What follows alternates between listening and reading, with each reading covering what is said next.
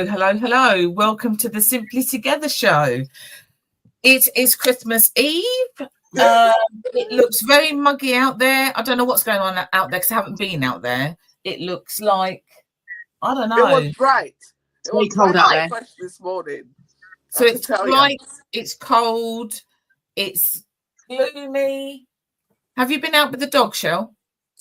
I haven't. Hubby's off work today, so. Oh, okay. So you don't know what's going on out there. Come out. When I opened the cold first thing this morning, it was a bit cold. Right, so it must have been cold because Shelley is as hot as hell. So she's saying it's cold. It's cold. Oh, Okay? she must have sent her heat my way because I was definitely not cold this morning when I went out. I only went out in my hoodie. And what have you got under the hoodie? I've got Right, how many layers have you actually got under there? There's only 3. I've got my Three? Hello, you know your 3 layers. Look, 3 layers. It's not cold. The first one does not count. It's like a singlet. You know what you wear in the gym? You know the ones, the strappy ones. Is that a vest top? Is that what you mean? Yes, it's like a vest top. Oh, a vest top. Okay. Yeah, but that still. Do you know what? Anyway, she's got 3 layers on, people. It's chilly out there. So today it is literally us catching up with you before Christmas because we're not going to be here next week, and it's going to be real, right? It's not the real talk show, but it is a real talk.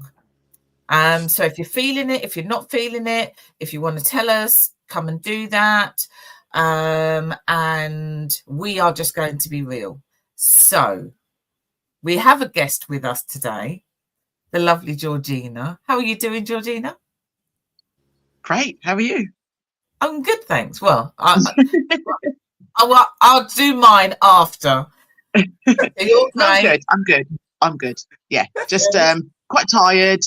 Not really I've never really been never really. I think when I was younger, I kind of liked Christmas, maybe because everybody was liking Christmas. But as I've got older, I kind of rather it didn't appear, sort of thing. I just kind of think, oh, okay, let's next. So I'm not a Christmas, I get, and a lot of people, oh, I love Christmas, and it's all this. This is the first year in about more than 10 years that I've actually got a tree up. Right. I don't normally do that. I don't normally do all that. I'm not. It's just not really.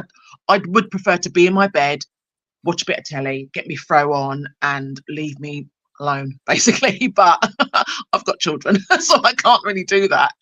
So although they've grown, they don't mind because normally for me, if I'm not, I've always tried to avoid it. So I've always tried to work at a soup kitchen. Okay. So I wouldn't have Christmas at home. I'll just go and feed the homeless and make sure that they're okay and just for their company and stuff. And I used to love doing that. I used to always make sure I'd volunteer to go and work in a soup kitchen just so I didn't have to face anybody or really kind of talk to anybody. Yeah, I was like that. So this year's pretty different. I just thought, you know what? I just want us to have a nice Christmas together. My brother and my boys. And that's all I need because there's no pretending, because a lot of people have got a family and it's all nonsense. Sorry, it's all pretend. No one gives a really. You're all ungrateful, and I'm not about that life. This is who I am, and if you're not happy with who I am, then I'm sorry for you. You don't have to be around me. I have me and mine, and we're good. I'm not there to pretend and make small chit chat for what you don't see them all year round. And all of a sudden they want to hand out for a little present. You can go get your own little present, mate. Nothing. Went on 1 minute. I thought to myself, how long is it going to be until she says the word ungrateful? Ungrateful.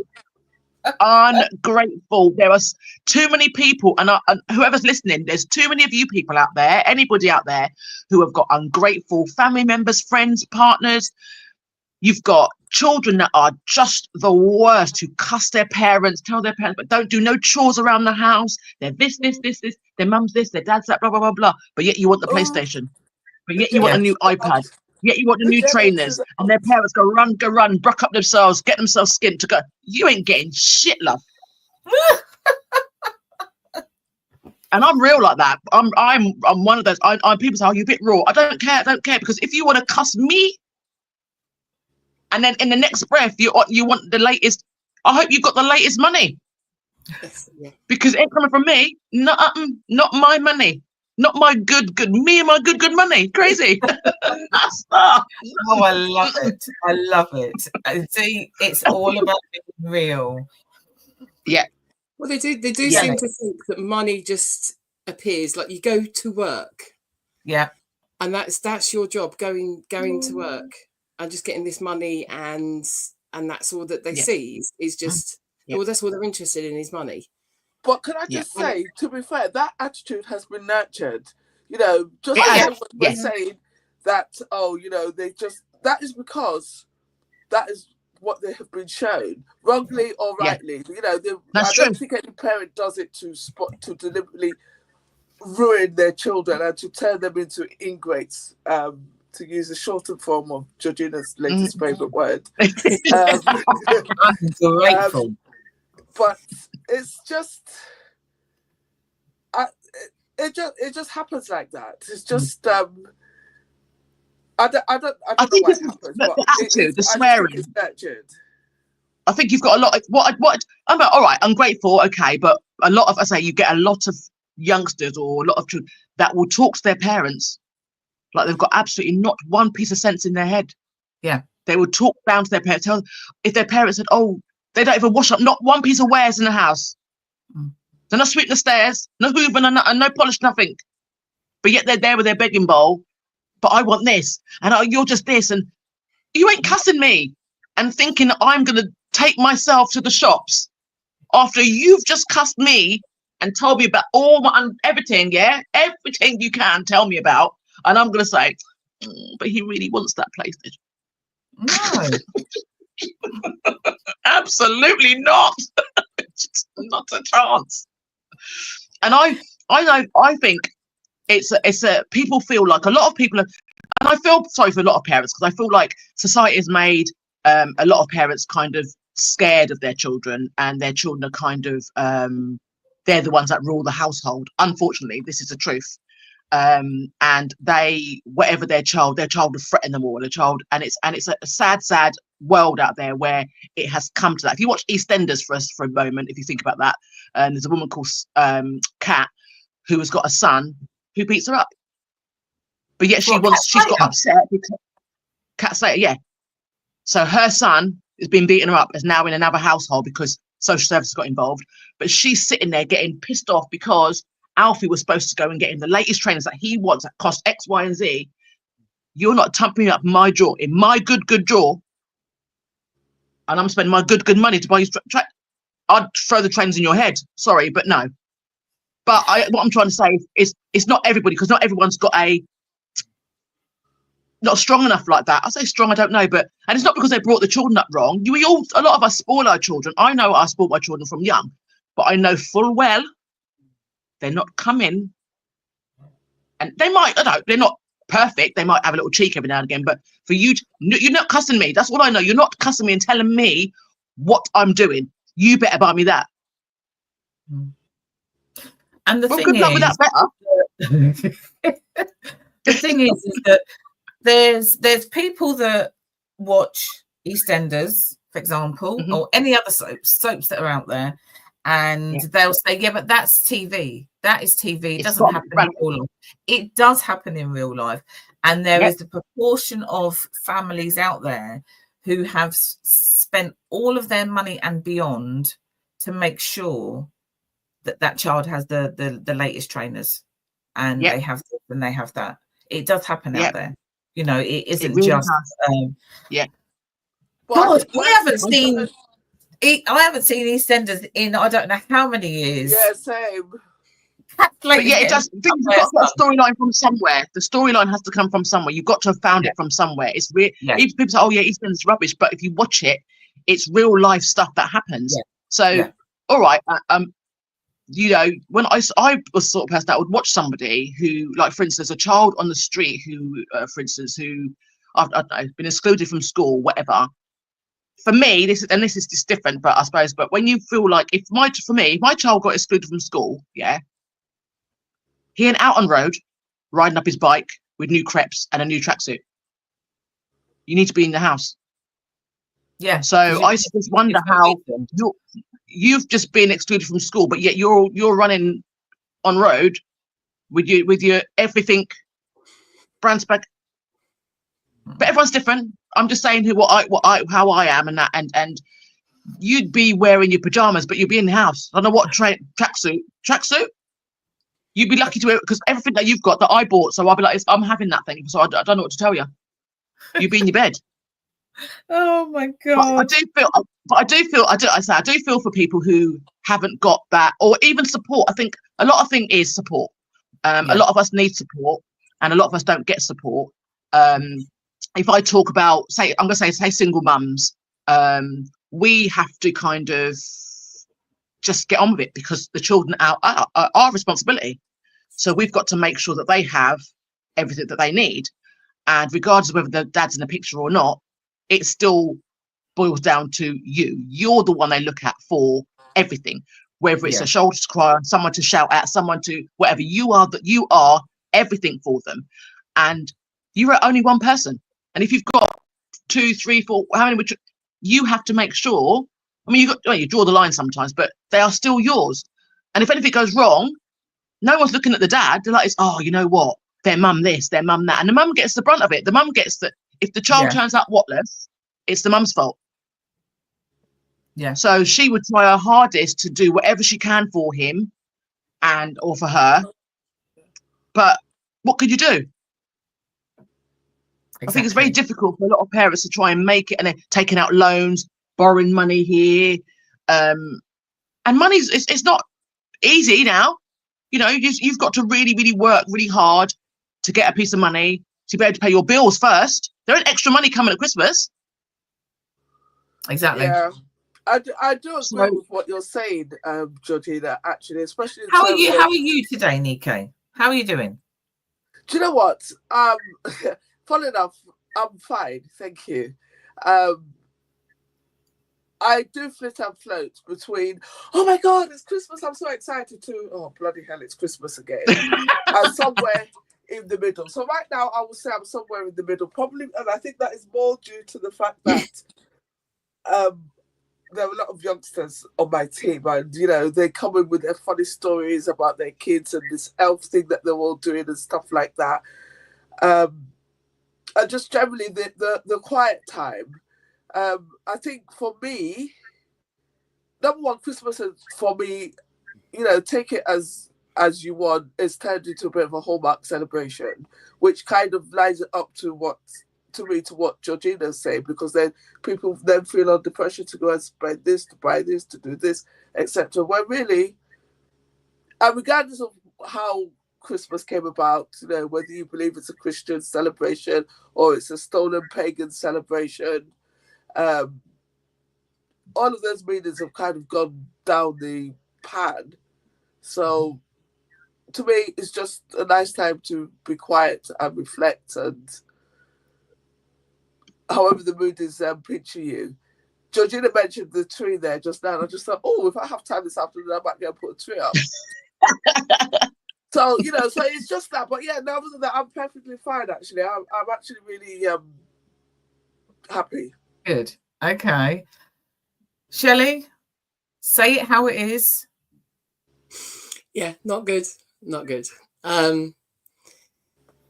Mental health and hormones just all hit at the wrong time. And yeah, I've had past couple of days, I've had like a 2-day migraine, so icky and everything else. So what I would normally bake as Christmas presents has been done kind of like last minute. Not got a decoration up in the house. For me, that is unheard of. It's just all falling wrong. It's just all falling wrong. And I'm just going with the flow, I suppose. yeah, I've got older nieces and they've got kids, and I don't see family has changed. The whole family dynamic has changed. We've not got kids, and so the only one I really kind of buy presents for is like Amanda, like my best mate, and her boys. And yeah, I mean, me and Jake went to the cinema last night. The Christmas movie. We went to watch Die Hard. Do you know it was on the TV last night? You could have seen it on the TV for free. No, it's not the same. It's not the same with all the bits cut out. And even that didn't really kind of pick me up. This morning I just kind of like woke up and thought, yeah, not feeling it. And I didn't want to put telly on because it was all the kind of Christmas bits and pieces, the adverts, the music and everything else. So I was desperately going through stuff this morning that was on, that I'd recorded, that didn't have anything to do with Christmas, because I just didn't want anything to do with Christmas at all. Oh, but I'm okay with that. I'm just kind of, yeah, I see my mate and see Amanda and the boys at some point. We'll just do what we do, and yeah. Because you have to go with that. Because if you try to do it differently, that is going to hurt more than just being where you are right now. Yeah. So you just have to go with it. Yeah. And you'll still come out the other side. Yeah. And I'm lucky. I don't know whether she's watching or not. I'm lucky with her. She's not watching now. She'll be watching later. I'm lucky with Amanda that I can just be what I need to be, and she can be what she needs to be with me. Yeah. That's what we need. Yeah. And that's what you need. Yeah. Absolutely. Yeah. Yeah. Understanding people.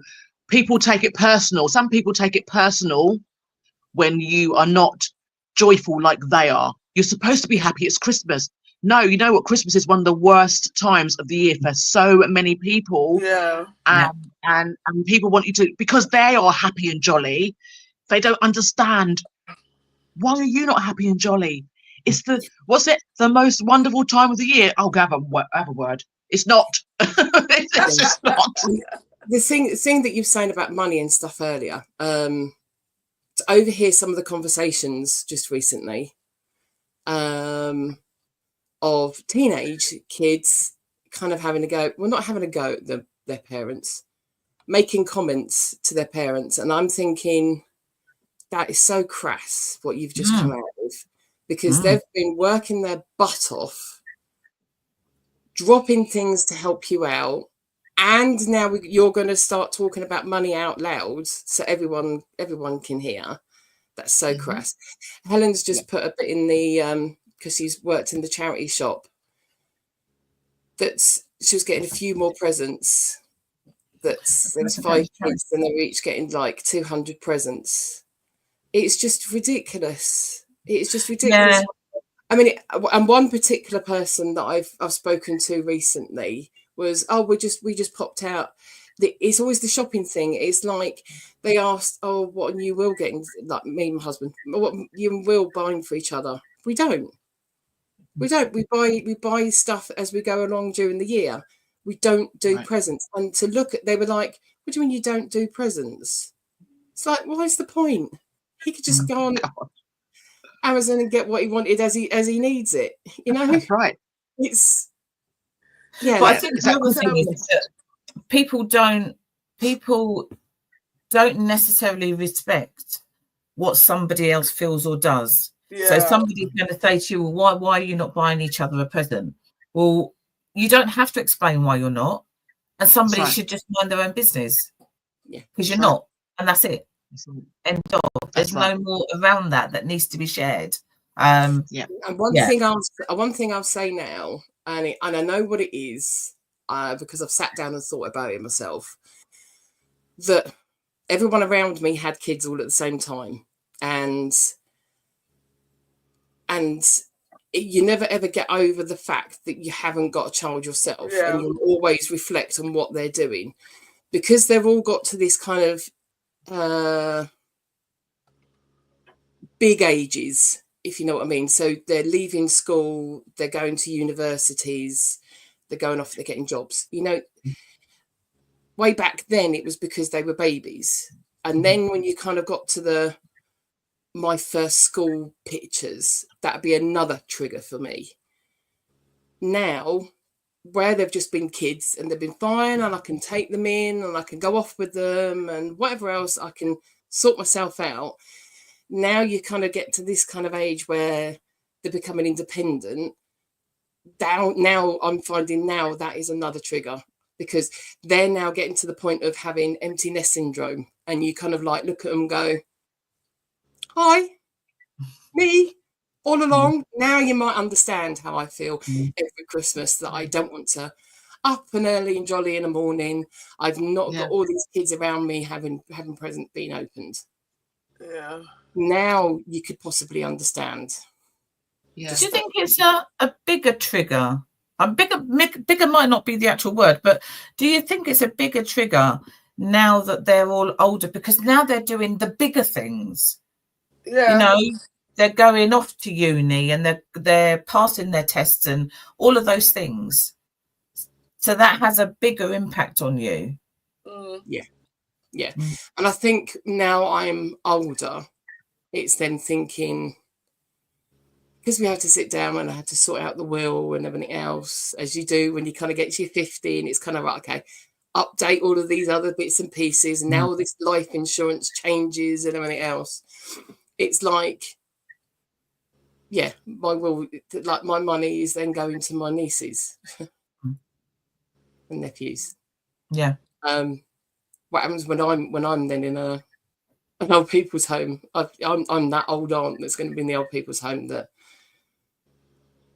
nieces and nephews then go to. Yeah. Causing havoc, obviously, but but oh crap, what's she up to now? She's having a drink and taking pictures. In room 99, she's gone quiet. Hang on a minute, what the hell is she doing? Yeah, I think people don't like change. I think it's where people just kind of want, they want everyone to be the same, and kind of downplay it when you say, if you mention maybe stuff that's going on in your, like woes or whatever in your life, they're like, oh, it's not that bad. And they're like, you're like that. What do you mean it's not that bad? You know, it's kind of no matter what it is in your life, if something's going wrong, then it's wrong for you. Or what we're reading. Sorry. So Amanda, who is Shelley's best friend, you're coming to live with me, Shelley. Oh my God! So the two of you in a house together, causing havoc. Oh dear! Oh dear! At least you got someone to do. But I think people don't like change. People don't like if you're, you know, if I talk about for me, for instance, I'm always a kind of a jolly person, but as soon as you're not jolly, it doesn't sit right with other people. They they need your jolliness. They need you because you kind of, your energy helps them to be a better person, and they like to be around you. As soon as you're like this, actually, I don't really feel like doing that. Oh, come on, and they get like, you think, I don't want to do that, but don't be boring. Oh, come on, just come out for a minute. You think, I don't want to, and then you think, do we have to have an argument now? But now it's like this. I'm not going, and that's it. There's no explanation. No.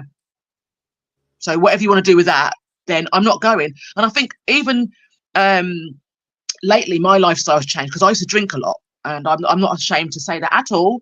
I was drinking a hell of a lot of alcohol, especially when my dad passed away, and I've been drinking since I was like 14. I've always had trauma in my life, so I always had a drink, whatever. So whenever something went really bad, I would turn to alcohol. So I'd drink.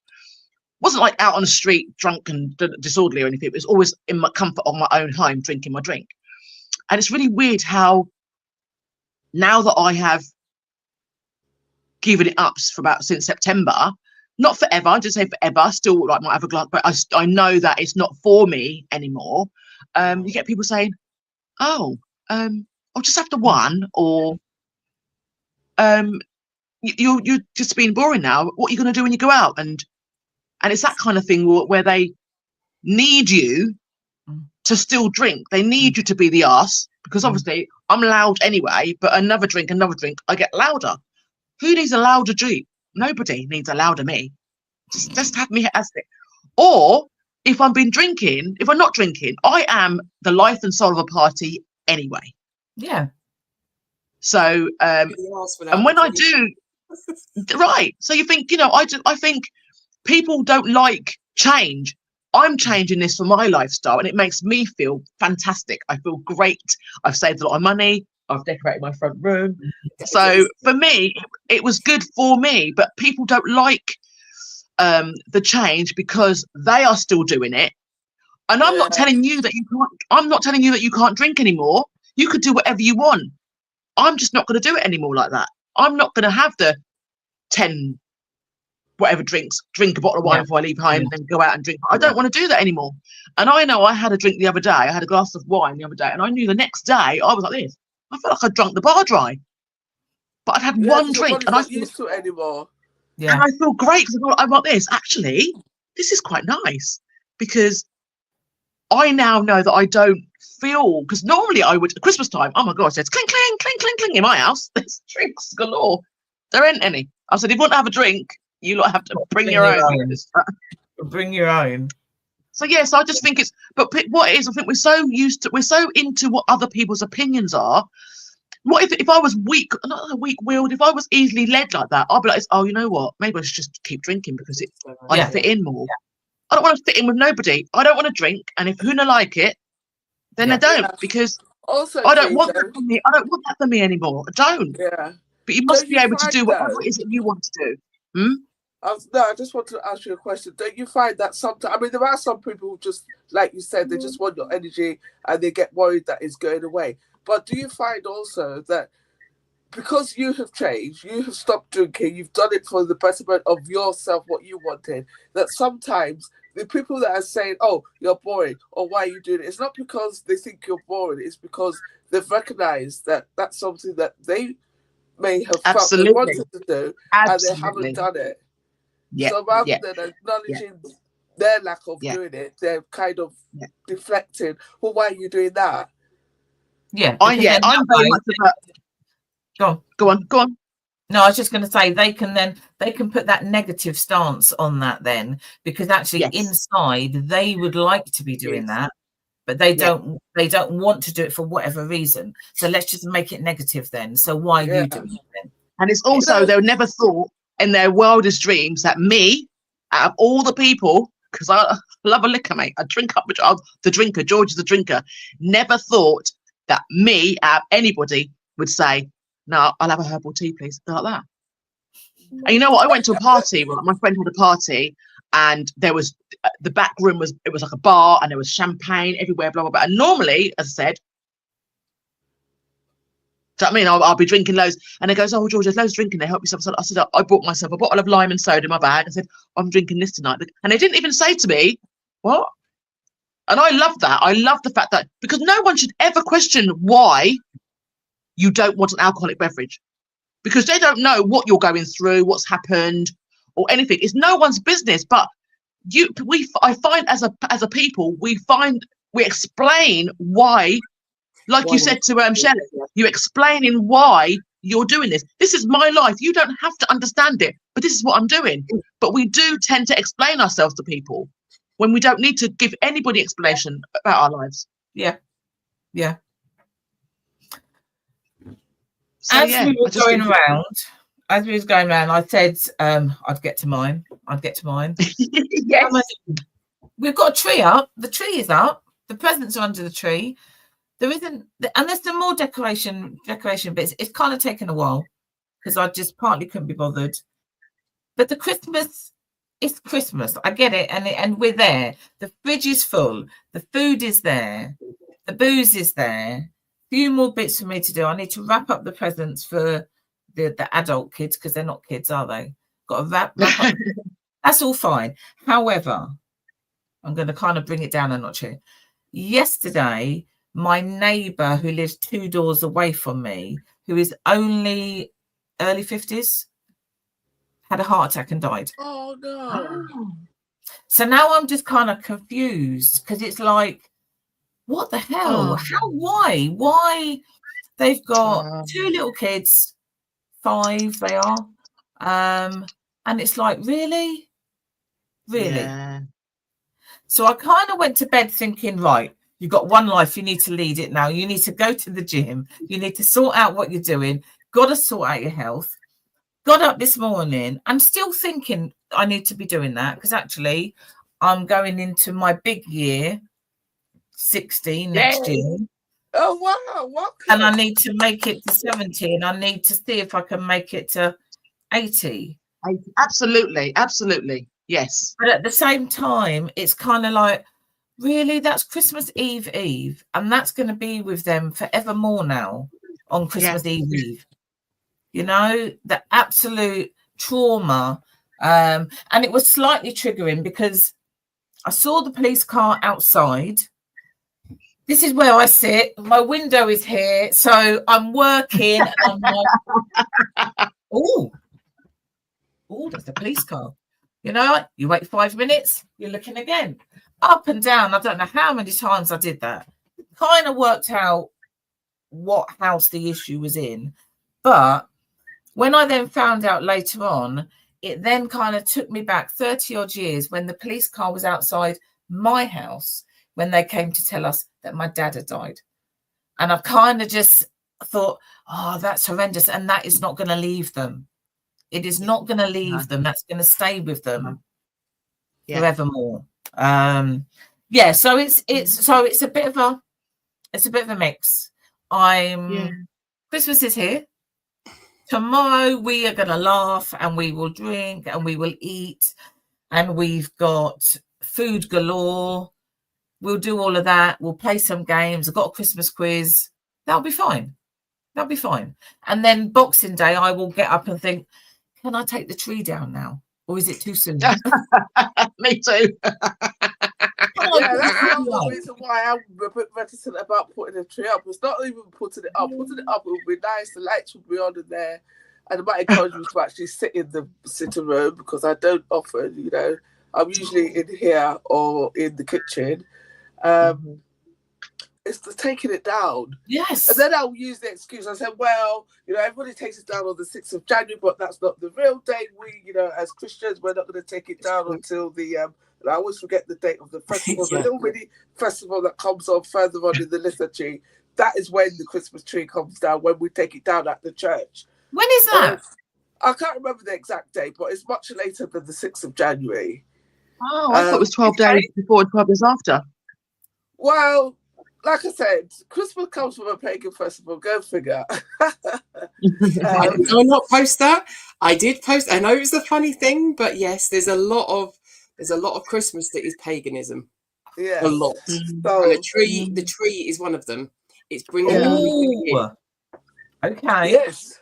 So, but I can't remember the name. So basically, you know, it's Google the date, Shelley. Always does say it. You know how you have like the baby Jesus in the manger and stuff like that.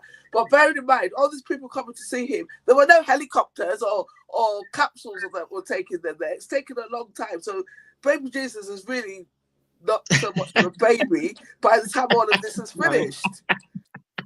And you're laughing, but it's true. And I'm not going to lie.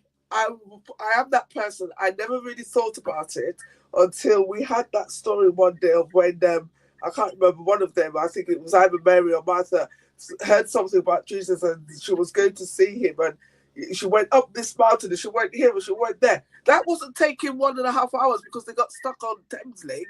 You know, it's just that thing. So you just think baby Jesus is not a baby at the end of the period. So I don't know the date, and I haven't been to church for absolutely months. It's called Candlemas. Candlemas. You can leave them up until Candlemas, which is 40 days after Christmas. Yeah. 40 days. Not a chance. I want to take it down. 40 days. It won't even reach New Year. Mine won't reach New Year. No, sorry, not in this house. No. Well, actually, I've just concluded now. Thank you, my fellow Simply Together hosts. I'm not even going to bother putting one up. I've got a little one somewhere. If I find that one, I'll put that one up.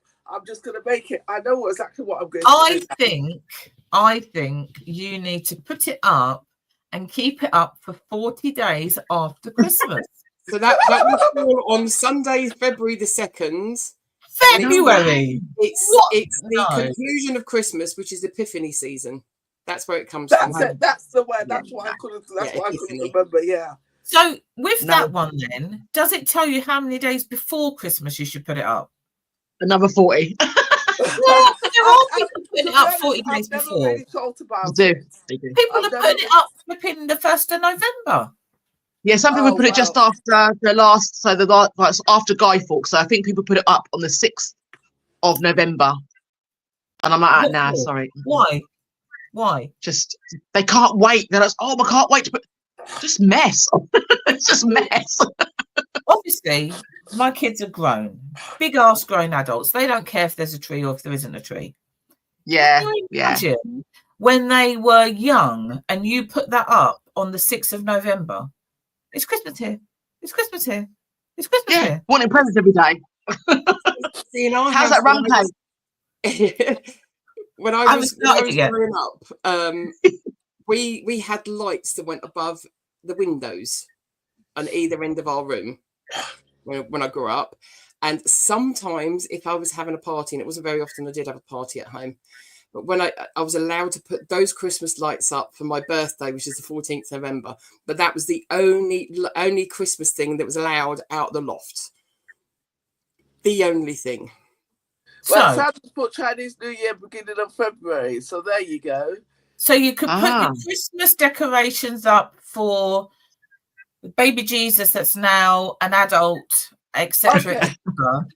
Keep them for the 40 days, and then you roll into Chinese New Year. So you keep them again.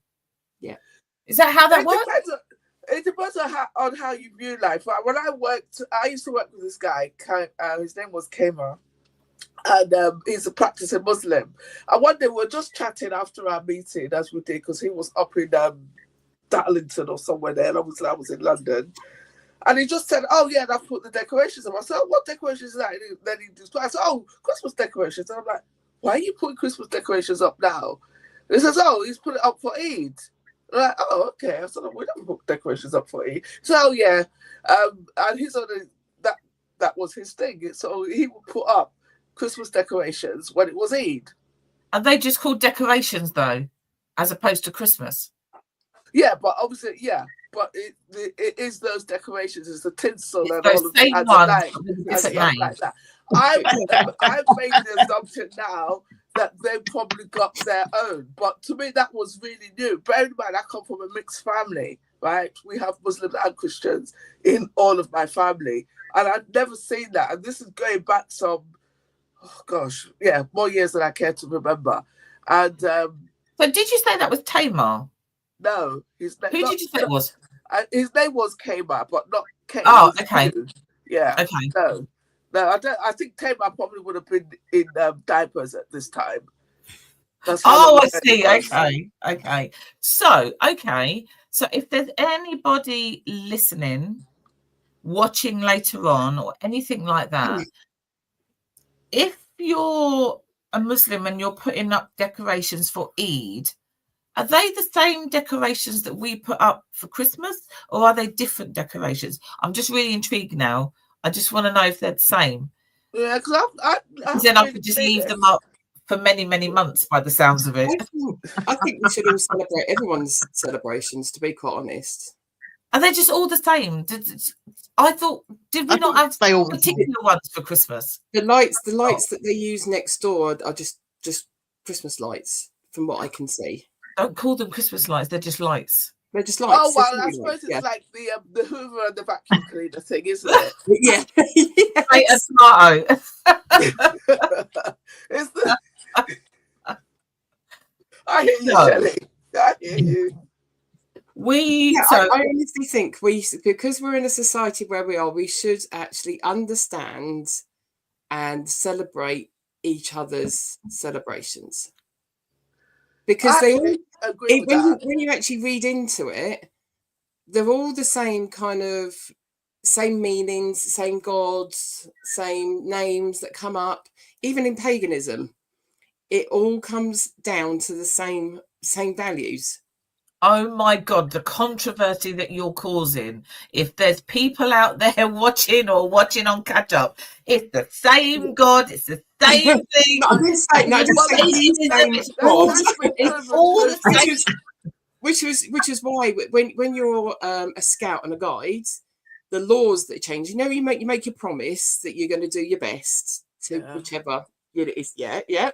It's now to your God, or you don't actually have God in it yourself. Because it's your thing to whatever your belief is. But they've all got the same. Each religion has got the same kind of beliefs and same kind of stories, same kind of values. Everything has exactly the same. It's just whichever deity it is. But there's a section of people, and I don't know who they are. I'm just saying, there's a section of people out there who would totally dispute that. 100%. Totally I was going to mention, based on what Shelley said. So when I went to Nigeria, we had the 10th anniversary of my mum passing. Right, like I said, my mum was a practicing Muslim, and Your mum? Yeah. I didn't know that. Well, you do now. Okay. And so we had a lecture. Well, it was really nice. And the lecture, the imam came. We had all these people, the Muslim Association of Nigeria, which my mum was an active member. They came, and the imam that gave the lecture said, and I come from a family where we have a lot of lawyers. And my brother, my mum's only son, younger brother, is a lawyer. So he made reference to him. He said, okay, so what would happen if all the people were angry and they were going to sue God? So he said, obviously the Christians would refer to the Bible and say, but actually, God, you said A, B, and C, blah, blah, blah, blah, and the Muslims will go to the Quran and the Jewish will. He said, basically, what they were saying, although they're all different, they all worship God differently, it's the same God, and they will all have a point of reference of how they feel. They have told him to behave, and if you feel you've done that, I just thought it was really an interesting take, because I would never have thought of it, and it just reminded me of what Shelley said there about all the different religions where they some of them, like the Jewish, the Islam, and Christianity. Definitely, I know. Yeah, I mean, it's even the same. Depending on which Bible that you read as a Christian, you've got different variations of the same stories taken by the different people. Yeah. To not be flippant, and when the show aired, they said they're not going to be flippant about it.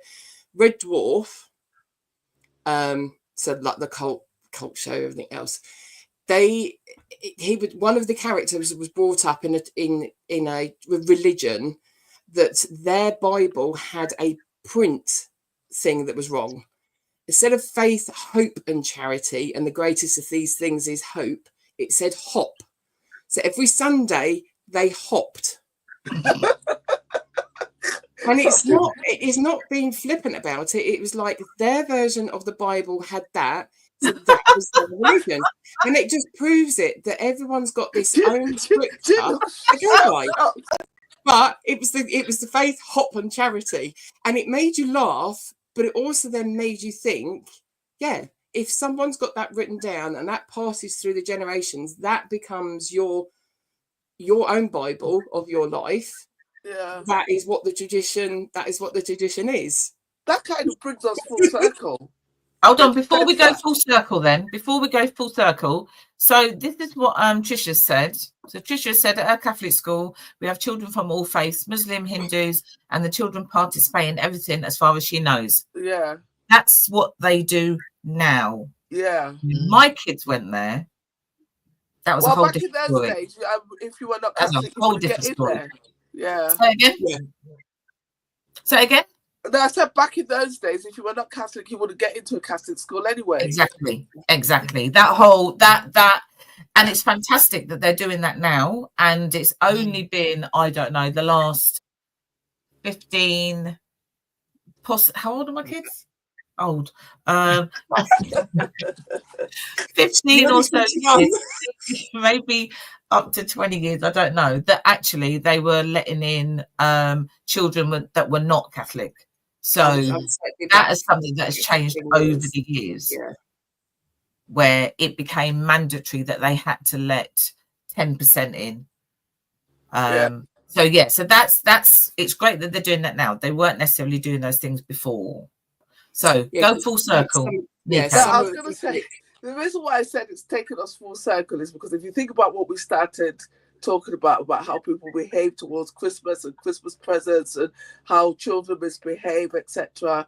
Because there are a lot of fads out there. There's all the different parenting styles, this gentle parenting style that's kind of the new thing that I do not understand, but I don't. That's a whole different show. I can't. I have an opinion on that. So that's a whole different show. Yes, well, I have an opinion, but I can't really comment on it. And that type of stuff. But it all comes, and obviously now we've got, dare I say it, but social media, which kind of dictates how certain people behave, where they're getting their advice from, and Hallmark, as I believe, they all have this influence on how people are behaving, and it just reminds me of what Shelley said, where they had the misprint in the Bible, and through the generations, people were hopping. but it's true, though. Do you not think? Yeah. It's it's very interesting. I wanted to ask G if she saw that thing that went around on TikTok. It was really awful. This woman she had loads of children, not a lot of money, and she put aside a bit of money that she wanted to get presents for her children, and she was being absolutely vilified in the comments for it. Oh no, it was awful. The first time I saw it, it was a comment from a young girl I followed. So she was, but a lot of people have come out in support of the woman, from exactly the angle that you have spoken about. And that's what she's got, and that's what she's using. And rather than you lauding her that she's being resourceful, you're all coming out and abusing her. So so what? She's been putting money aside. Well, she's been put a little bit of money aside, but then there were certain things where she was given what I would call the type of Christmas presents we got when we were younger. So, you needed a new coat. So you got a new coat. You got this and that, etc. And she put it, this person, I think one of her children was into crafting. So she got them something there. And people come and say, well, that's not good enough. And then you have people coming in and they were boasting. And what? Yeah. If I need to find that again, I'll send it to you. Honestly, please do. I did when I saw your initial video, I thought, I wonder if you saw that one. Because it's going to be going on there today. Honestly, if you just type in Mother Billy, honestly, she was absolutely beautiful. And I'm sitting there and I'm looking at it, I'm thinking to myself, wow, I'm a big grown woman near to retirement. And sometimes I don't have money to do Christmas. And I'll be like, okay, let's do Christmas presents this year. Let's just do this and that. Yeah. It shouldn't be expensive. It shouldn't be expensive. Even now, as my kids are older, that I said to Courtney only last week, do you need a new coat for Christmas? And he was like, why? And I said, because you've only got that one and then you've got that one. Do you need another one? Because that's what I've always done that. They would most like something that they actually needed, and then maybe something else that they would like. I suppose you look at them because they're adults. You feel like through the year, because they obviously work and they buy their own stuff. Like Shelley was saying earlier, they buy your own stuff and all that sort of stuff. But you think, I'm like this. Well, you know what? I look at, like, for instance, my Courtney. I'd say, what? Look at your coat. Is that what you wear? It's cold outside. What? Hey, you got no warm coat? And he's like, oh, this is all right. I thought it was something. Just get him a coat because exactly. So that was and then obviously my Pele, he's like okay. I know that he's doing football training. I thought, you know what? Oh, let me try and get him something, that sort of thing. So I ask them or see what's, you just kind of observe. But I don't believe that you make it as expensive as you want it to be. And some people haven't got money for gas and electric. So you must bring up people in your world to know that actually I haven't got enough money for, when my boys were younger and I had, sometimes it was like you just had no money, and I'd say, you know what, we haven't really got much this month, so it's only going to be like this. And I brought them up to be so understanding like that. if we had just money for corned beef and rice, it's corned beef and rice we're eating. Yeah. And they weren't like, corned beef is very expensive nowadays. Well, it's not corned beef nowadays. They now. offer that. But do you know what I mean? It was that sort of thing. It's bringing them up to know that sort of. It's not just that mother. If you think about it, other young mothers who don't have money would have been watching that. Yeah, that's right. Yeah, that's right. You're putting up. You got people that post. One thing I don't like is when people post. I don't know if they're boasting, or whatever, how you want to look at it. But why would you post a picture of your Christmas tree with 50,000 presents around it? And I bought them this, and I bought them that, and I bought them that. And there's some people that sit there and only wish they do their best for the year. They've only got they can't work, or they've only got a little job where they can afford to buy some just food to eat and a little bit of gas, and they're scrimping. They're looking at the gas meter. And there are people that live like that, and they look and they feel inadequate because they feel like, well, oh my gosh, if my children see that, they're going to think that I'm a failure because I can't afford to give them this lavish life.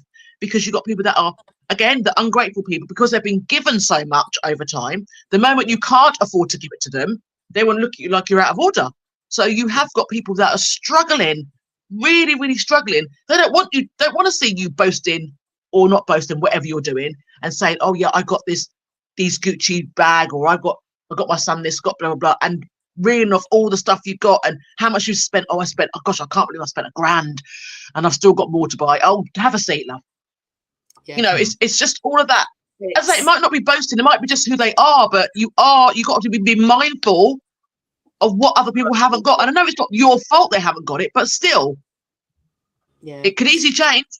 Yeah, with the conversation that I overheard, as I said earlier on, when it was the kids and they were late teenagers complaining about money to their parent, and thinking that, right, okay, that parent is working everything that they do, putting them through university, and they're still now complaining that they've not got this and they've not got that, or they've got the other, and what you spending your money on me, and da.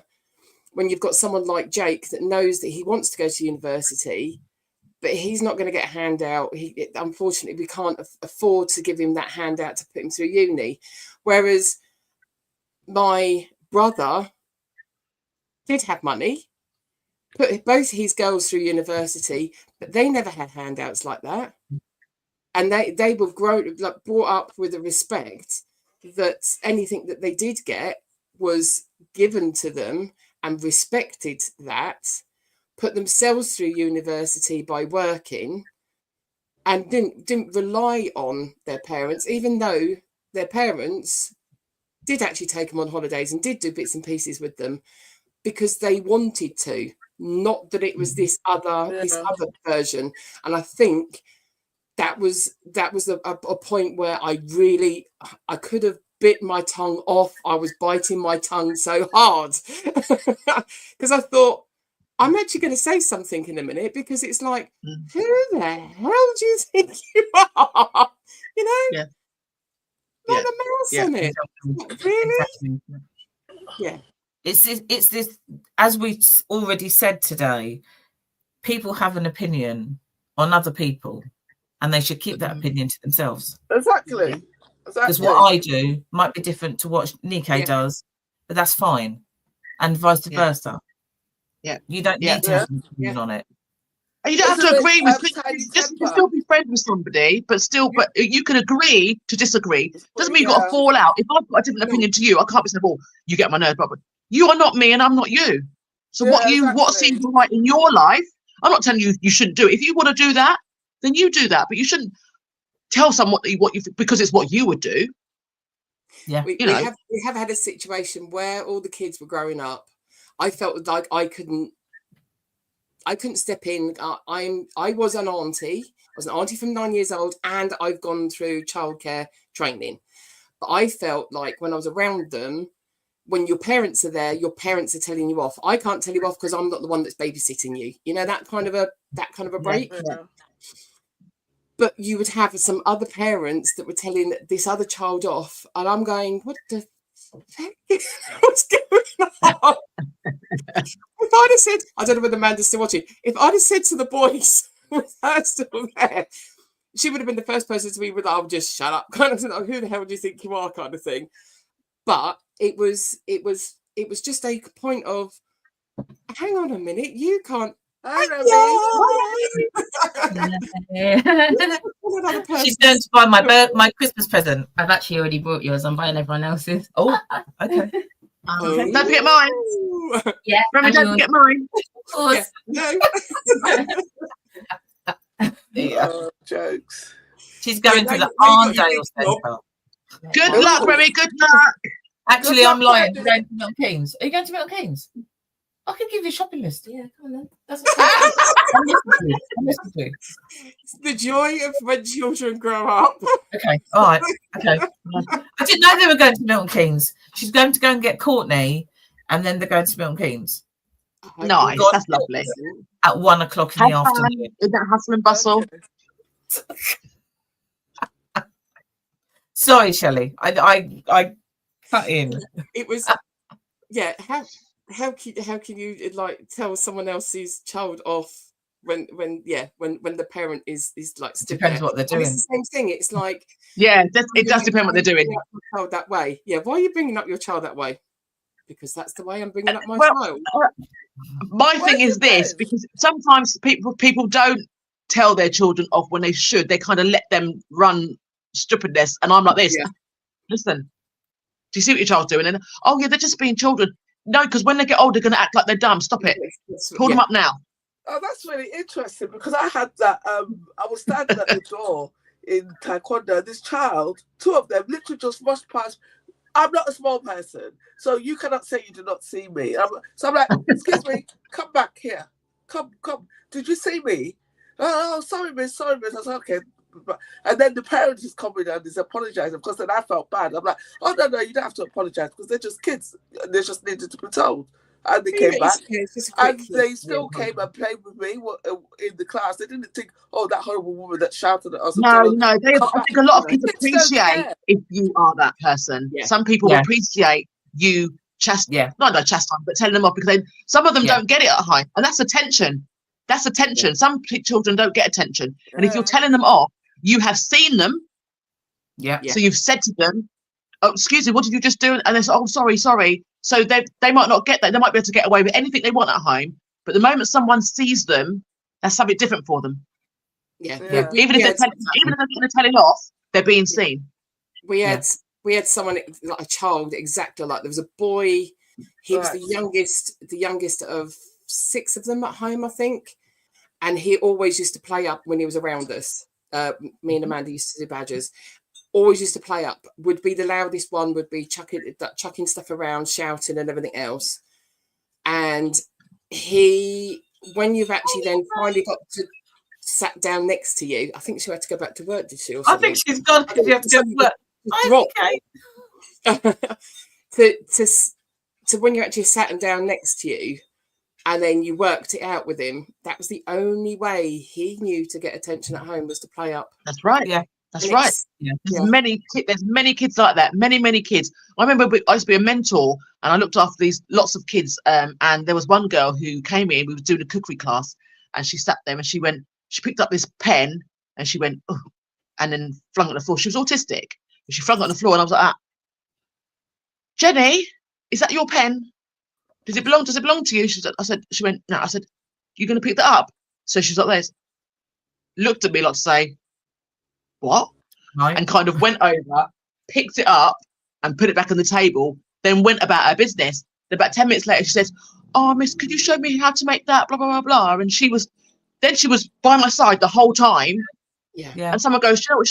Someone says, she doesn't actually talk to anybody. She goes, because you told her that pen wasn't hers and she doesn't belong on the floor, she now likes you. And every week after that, she was kind of like, hi, Georgina. And I thought, you think, you poor little thing, because because people think if you let your child get away with your sport, you're treating them really good. If you let your children get away with stuff, but it's not, you're not being loving. That's not loving when you let your children, because someone is going to tell them off, and they need someone to kind of see them. As I keep saying it, they need someone to see them. And you said that child was autistic as well. Yeah.